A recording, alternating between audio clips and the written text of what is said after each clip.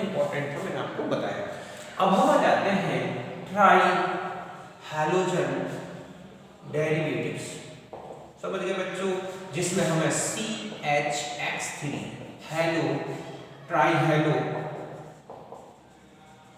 Methane, केवल इन्हीं के बारे में हम डिस्कस करेंगे, जिसमें 3 हो सकते हैं मेनली CHCl3, CHBr3, CHI3। ये क्या है बच्चों? क्लोरोफॉर्म, ओके, जिसे हम बोल सकते हैं ट्राई क्लोरोमीथेन। ओके, ये क्या है? ब्रोमोफॉर्म, जिसे हम बोलेंगे ट्राई ब्रोमोमीथेन। ओके, और ये क्या है? आइडोफॉर्म, जिसे लिखेंगे हम ट्राई आइडोमीथेन।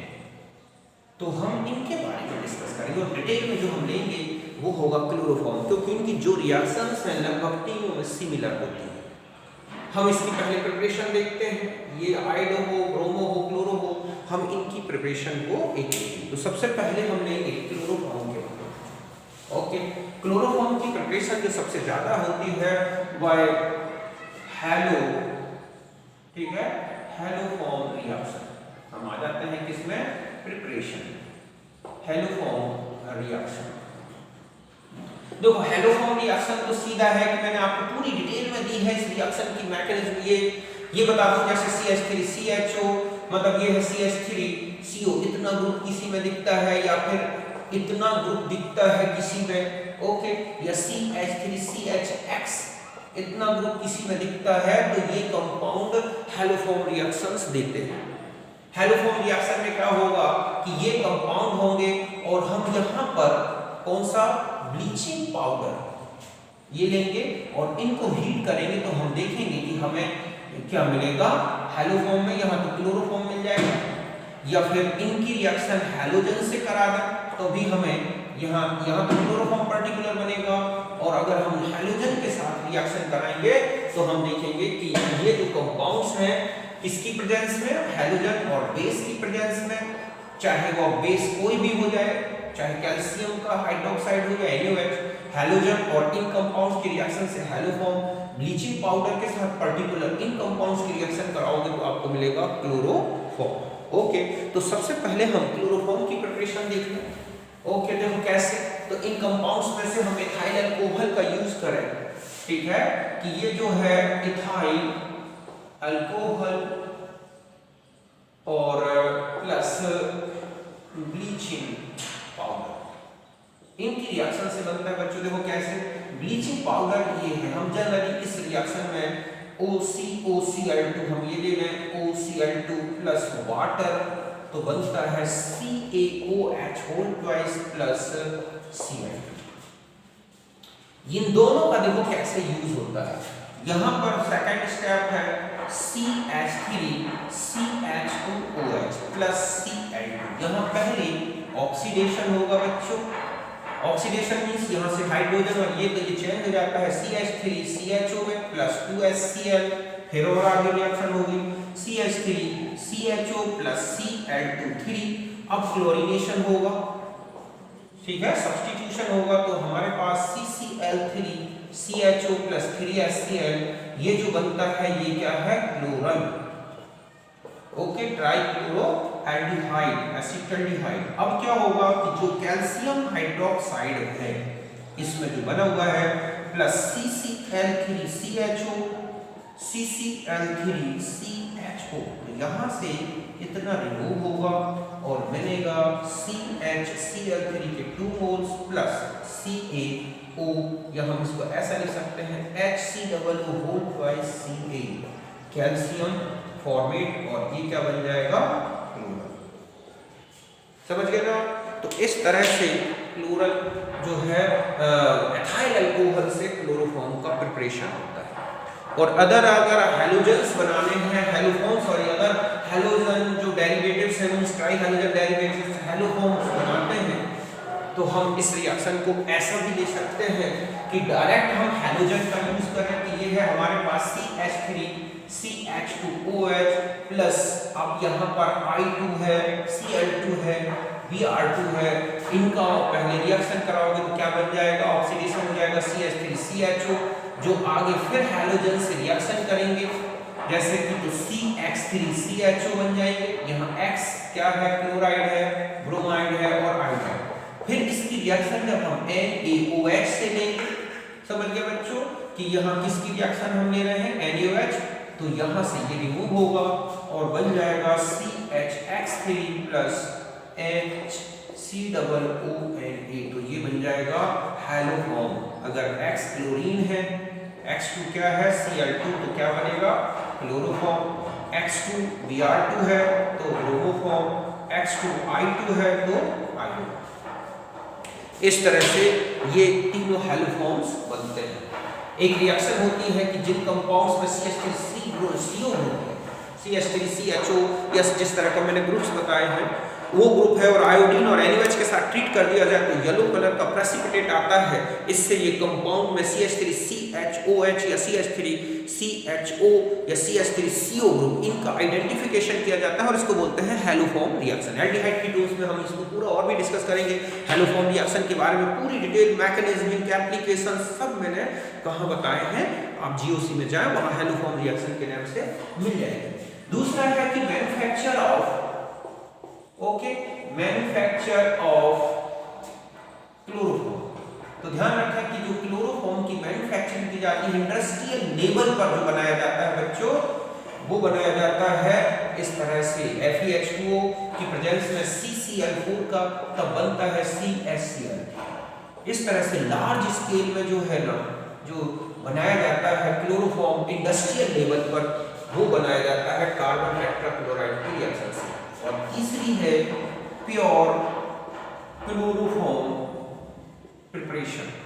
समझ गए बच्चों कि बिल्कुल 100% प्योर क्लोरोफॉर्म कैसे बनाया जाता है, तो इसको ये लिया जाता है क्लोरल हाइड्रेट। ये होता है क्लोरल हाइड्रेट। यही एक ऐसा कंपाउंड है जो कि 2 OH होने के बाद भी स्टेबल है एक ही कार्बन में, तो इसका रीजन है इनमें हाइड्रोजन बॉन्ड हो जाना। समझ गए ना। तो इस क्लोरल हाइड्रेट को जब NaOH के साथ ट्रीट किया जाता है तो यहाँ का जो H है ये और ये इसमें निकल जाएंगे, तो ये बन जाएगा CHCl3। अब देखो बच्चों क्या बचा होगा, प्लस यहाँ से ये निकल जाएगा तो H2O निकाल दो, और अब आप देखोगे एक बचा होगा O, एक C और एक OH। समझ गए ना। तो OH CO तो फॉर्मिक एसिड, और ये है फिर NaOH, तो फाइनली इसमें बचता है COOH, ये हो गया। और इसमें जब NaOH की और आगे रिएक्शन हो जाती है तो ये फाइनली चेंज हो जाएगा प्लस H2O। तो ये हमें यहाँ पर मिल जाता है क्या, क्लोरोफॉर्म। तो यहाँ पर ये जो क्लोरोफॉर्म है ये है प्योर क्लोरोफॉर्म। तो ध्यान रखें कि क्लोरल हाइड्रेट, ये क्या है बच्चों, chloral hydrate. Chloral hydrate hydrogen bonding के कारण ही स्टेबल है। तो क्लोरल हाइड्रेट को जब NaOH के साथ डिस्टिल्ड किया जाता है, उसके साथ हीटेड किया जाता है, तो हमें प्योर क्लोरोफॉर्म की वेपर मिलती है। तो ये क्वेश्चन इंपॉर्टेंट है कि प्योर क्लोरोफॉर्म किससे प्राप्त होता है, तो ये ध्यान रखना है क्लोरल हाइड्रेट का NaOH के साथ डिस्टिलेशन करते हैं। यहाँ तक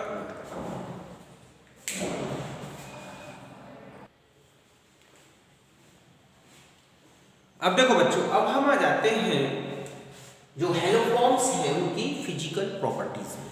ओके, तो देखो सबसे पहले कि जो CHCl3 है ये सिकली स्वीट स्मेल लिक्विड है, जस्ट ऐसी ही स्मेल ब्रोमोफॉर्म में भी होती है, लेकिन जो आइडोफॉर्म है ये येलो सॉलिड होता है बच्चों। ओके, और एक चीज और पूछी जाती है कि CHCl3 CHBr3, अगर हम इसमें AgNO3 मिलाते हैं, ठीक है, तो नो PPT ऐसा नहीं आता। लेकिन अगर हम CHI3 में AgNO3 मिला दें बच्चों तो यह क्या आता है, येलो PPT। ऐसा इसलिए होता है क्योंकि ये बहुत ही इजी गोइंग आयोडाइड को फ्री कर देता है और वो इससे रिएक्शन कर लेता है। बट इनमें इस तरह का टेस्ट, तो इस बेस पर ये देखा जाता है कि आइडोफॉर्म, क्लोरोफॉर्म ये प्योर है या इनमें किसी तरह का डिकम्पोजिशन तो नहीं हुआ, तो वो इस टेस्ट से पता लगा सकता है। नेक्स्ट है कि सॉल्युबल इन ऑर्गेनिक सॉल्वेंट्स। तो जितने भी हैलोफॉर्म्स हैं वो ऑर्गेनिक सॉल्वेंट्स में सॉल्युबल है, वाटर इनसॉल्युबल है। नेक्स्ट है कि क्लोरोफॉर्म को आप फ्री रख दो या एयर में लाइट की प्रेजेंस में खुला रख दो, तो आप देखोगे कि जो क्लोरोफॉर्म है ये तुरंत एयर से रिएक्शन कर लेता है और एक बहुत ही अधिक पॉइजनस गैस बनाता है फॉस्जीन। समझ गए ना कैसे रिएक्शन हो जाती है? यहाँ से HCl रिमूव हो गया और यहाँ पर ऑक्सीजन एंटर हो गई जो बन गई फॉस्जीन कार्बोनाइल क्लोराइड, जो बहुत ही अधिक पॉइजनस है। समझ गए बच्चों कि अगर हम क्लोरोफॉर्म को एयर में खुला रख दें, लाइट में खुला रख दें, तो ये फॉस्जीन बना देता है। फॉस्जीन जो है बहुत ही ज्यादा पॉइजनस गैस है। कार्बन मोनोऑक्साइड बहुत जल्दी फ्री होता है और वही इफेक्ट डालता है जो कार्बन मोनोऑक्साइड का है। तो ऐसे में इसको अगर मान लो एनेस्थेटिक के रूप में यूज किया जाए, क्लोरोफॉर्म का यूज एनेस्थीसिया करने में या एनेस्थेटिक के फॉर्म में होता है, बेहोशी लाने में, अगर हम इस तरह खुले स्तर पर क्लोरोफॉर्म का यूज करते हैं तो ये बहुत ज्यादा हार्मफुल होगा, बहुत ज्यादा हानिकारक हो, जान भी जा सकती है।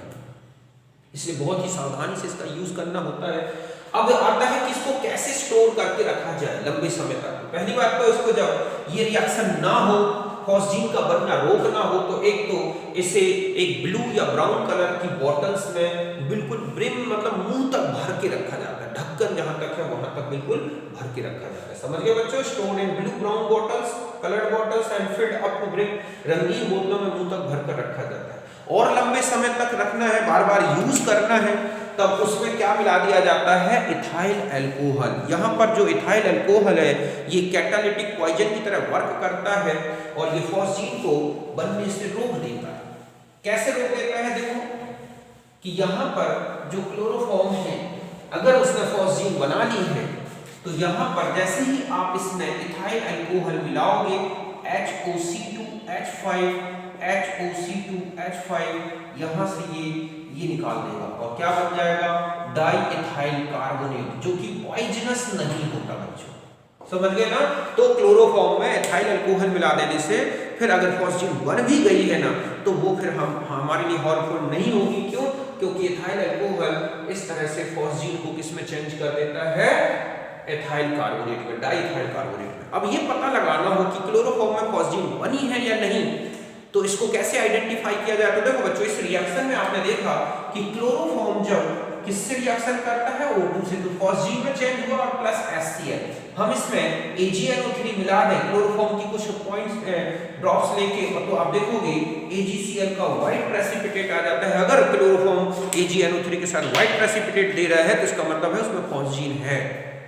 ऐसा तो एनेस्थेटिक के फॉर्म में यूज करने से पहले इसमें इथाइल अल्कोहल मिलाकर और इस फॉस्जीन को हटाया जाता है, तब जाके हम क्लोरोफॉर्म का यूज एनेस्थीसिया में कर सकते हैं। तो यहाँ तक समझ गए होंगे। ये तो थी क्लोरोफॉर्म से रिलेटेड कुछ फिजिकल प्रॉपर्टीज।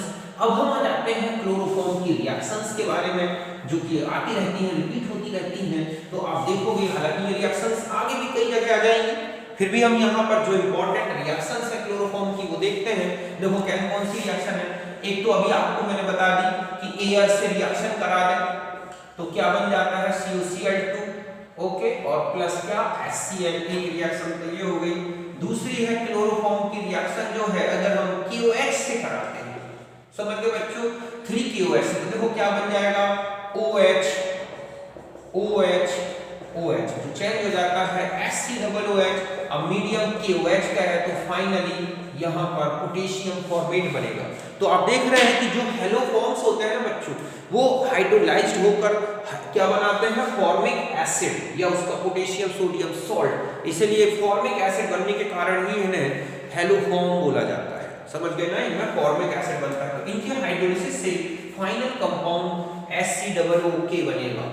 ऐसा क्यों हुआ? क्योंकि यहाँ पर जो फॉर्मिक एसिड बना है इसमें से H2O जब रिमूव होगा तो ये बनेगा और बेसिक मीडियम है तो ये सॉल्ट में चेंज हो जाएगा। तो ये हो गई हाइड्रोलिसिस हो गई। ये और तीसरी रिएक्शन में आते हैं कि नाइट्रिक एसिड से रिएक्शन करा दी जाए। रिएक्शन विद नाइट्रिक एसिड, तो देखो बच्चों नाइट्रिक एसिड को मैं ऐसे लिख दूं और ये है क्लोरोफॉर्म, ये एसिडिक है और ये बेसिक है, तो यहाँ पर इस तरह से CCl3, तो ये क्या कहलाता है बच्चों? क्लोरोपिक्रिन। क्या कहलाती है? क्लोरोपिक्रिन। ये एक जो है पॉइजनस गैस होती है और वार गैस में यूज होती है। समझ गए ना बच्चों? तो यहाँ पर अगर हम नाइट्रिक एसिड से इसकी रिएक्शन कराते हैं तो बनता है क्लोरोपिक्रिन। फोर्थ रिएक्शन देखो, अगर हम इसकी रिएक्शन एसीटोन से कराते हैं, ये है एसीटोन HCCl3, तो ध्यान रखें ये एक न्यूक्लियोफाइल बन जाता है। तो यहाँ पर ये इस तरह से और ये है तो बनता है CH3 बेस की प्रेजेंस में, तो यहाँ बन जाएगा OHCCl3। ये है क्लोरीटोन जो एक ड्रग्स की तरह यूज होता है यूरिनरी इन्फेक्शन में। तो इसका यूज क्लोरीटोन का यूज होता है किसके लिए यूज होता है बच्चों? इसका यूज होता है निद्राकारी और हिप्नोटिक्स ड्रग्स के फॉर्म में या फिर नींद वाली गोलियों के ये कंपोनेंट होते हैं। तो यहाँ तक आ गया, यहाँ पर क्लोरोफॉर्म के साथ हो गई। और देखो आगे रिएक्शंस हम आते हैं इसकी, ठीक है। क्लोरोफॉर्म की आपने देखा होगा जो सबसे ज्यादा इंपॉर्टेंट रिएक्शन आती रहती है, एक तो है राइमर-टीमा रिएक्शन और एक है कार्बिल अमाइन रिएक्शन। दोनों रिएक्शंस को मैंने डिटेल में दिया है विद मैकेनिज्म, आगे भी पढ़ेंगे। तो जब हम आगे आते हैं तो ये है राइमर-टीमा रिएक्शन, ठीक है। तो राइमर-टीमा रिएक्शन में आप देखोगे OH plus CHCl3 KOH। Okay, तो यहाँ पर आप इस तरह से समझें कि ClCHCl2 पहले रिएक्शन हुई, ठीक है, KOH की प्रेजेंस में। तो आप देखोगे OH CHCl2, यहाँ क्या रिमूव हो गया? HCl, यहाँ से इस तरह से। फिर इसकी रिएक्शन आप KOH से कराएंगे 2 मोल KOH, यहाँ 1 मोल KOH, यहाँ किसके लिए यूज होता है? HCl को न्यूट्रल करने। फिर आप देखो तो ये हो जाएगा क्या यहाँ पर OH और CHOH, जिसमें से एक H2O का रिमूवल होगा और यहाँ बन जाएगा CHO। ये ऑर्थो में इसलिए स्टेबल होता है बच्चों क्योंकि ये हाइड्रोजन में बॉन्डिंग करता है। ऐसा नहीं इसके साथ पैरा प्रोडक्ट नहीं बनता, पैरा भी बनता है लेकिन बहुत ही कम बनता है।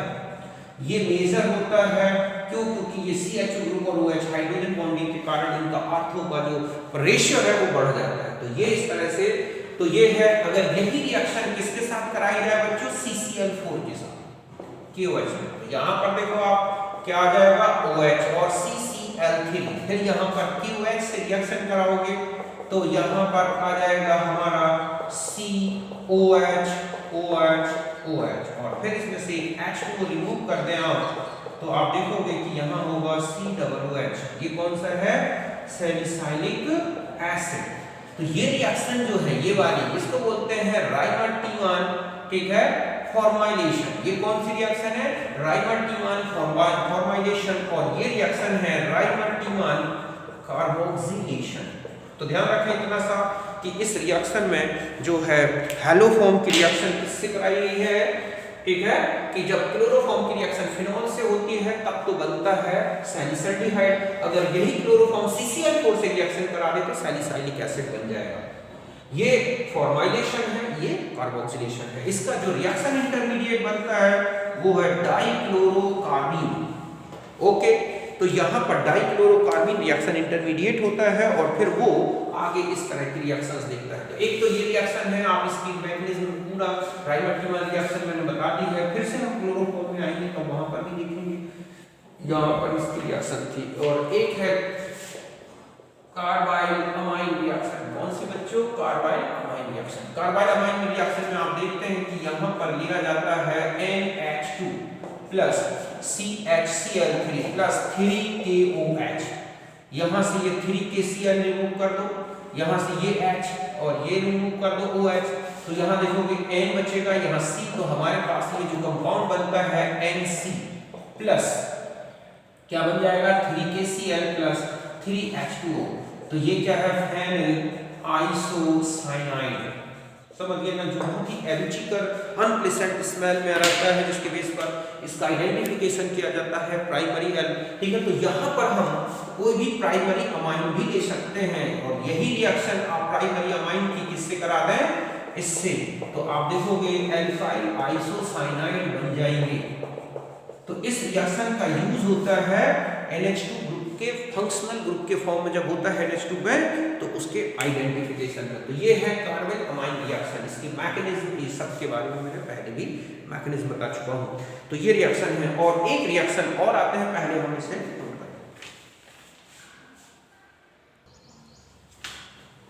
अब देखो बच्चों, ये कुछ और रिएक्शन है जैसे कि क्लोरोफॉर्म की सिल्वर डस्ट के साथ जब रिएक्शन होती है तो इथाइन बनती है। ये हम पहले भी पढ़ चुके हैं। जस्ट ऐसा ही एक होती है रिंग एक्सपांशन रिएक्शन। कौन सी?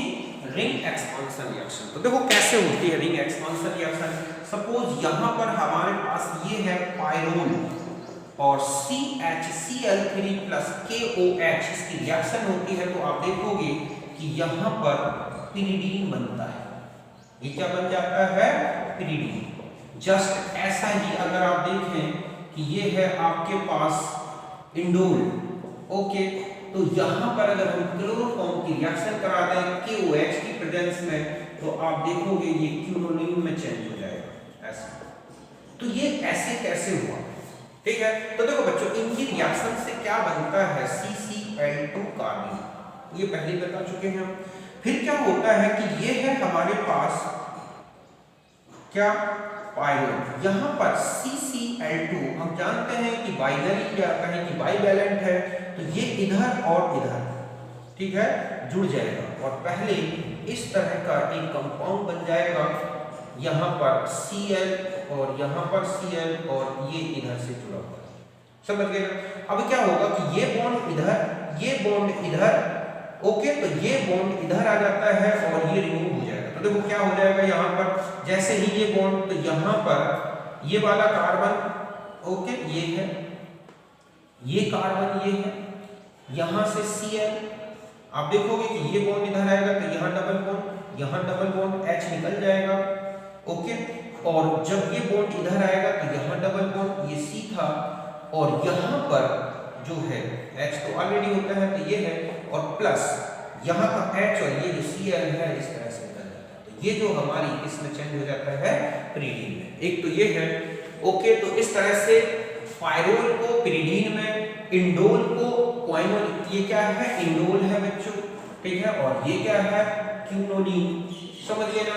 तो इस तरह से ये जो है रिंग एक्सपांशन रिएक्शंस करता है ये क्लोरोफॉर्म, और इस तरह से कंपाउंड्स को चेंज कर देता है। इसके अलावा मैंने आपको बताया था कि इंसर्शन रिएक्शन, या हम कहें कि एल्कीन से रिएक्शन, एल्कीन से रिएक्शन करता है तो साइक्लोप्रोपाइल डेरिवेटिव बनाता है। देखो कैसे? CH3 CH double bond CH CH3 plus CHCl2, okay, sorry Cl3 plus KOH, तो आप देखोगे कि CH3H, यहाँ CH3H, और यहाँ से हटेगा और यहाँ पर आ जाएगा CCl2। ऐसा कैसे होता है? हम जानते हैं कि इनकी रिएक्शन होगी, क्या बन जाएगा? CCl2। यहाँ पर आप देखोगे कि यहाँ अगर आप सिस लेंगे, ओके, ये फॉर्म, और इसके साथ CCl2, यहाँ पर आ जाए CCl2, यहाँ पर इलेक्ट्रॉन ऐसे होते हैं, तो इसके साथ रिएक्शन होगी तो आप देखोगे सिस ही प्रोडक्ट बनेगा ऐसा, Cl and Cl, क्योंकि ये जब बॉन्ड इलेक्ट्रॉन फ्री होगा तो एक ऐसा इलेक्ट्रॉन एक ही है, तो 2 n पेयर और 2 n पेयर और दोनों के अपोजिट स्पिन, तो इनमें कोई रोटेशन नहीं होगा। लेकिन अगर आप इस तरह कर लें, ओके, और फिर यहाँ पर CCl2 की रिएक्शन कराओगे तो आपको ये मिलेगा, मतलब सिस से सिस और ट्रांस से ट्रांस, साइक्लोप्रोपाइल डेरिवेटिव बनता है। ये एक स्टीरियो स्पेसिफिक रिएक्शन। तो ये था क्लोरोफॉर्म के बारे में। तो इनको आप लोग ये समझ गए होंगे ना कि ये मैंने क्या बताया कि ये बॉन्ड ब्रेक हुआ तो 2 अनपेयर्ड इलेक्ट्रॉन हो गए। ये दोनों अनपेयर्ड इलेक्ट्रॉन, मतलब जब रिएक्शन चलेगी तो ये बॉन्ड है, ये बॉन्ड ब्रेक होगा तो एक इलेक्ट्रॉन ऐसा और एक ऐसा, ये इलेक्ट्रॉन और ये इलेक्ट्रॉन अपोजिट स्पिन वाले हैं, तो इनको किसी भी प्रकार के रोटेशन की जरूरत नहीं है और डाइक्लोरोकार्बन डायरेक्ट जुड़ जाएगा और ये बन जाएगा साइक्लोप्रोपाइल डेरिवेटिव। अगर आपने ट्रांस एल्कीन ली है तो ट्रांस एल्कीन में ट्रांस ये ग्रुप किसी प्रकार से रोटेट नहीं होंगे, बस सीधा ये जुड़ जाएगा। तो ट्रांस से ट्रांस और सिस से सिस बन रहा है स्टीरियो स्पेसिफिक रिएक्शन। ओके, इसे नोट कर।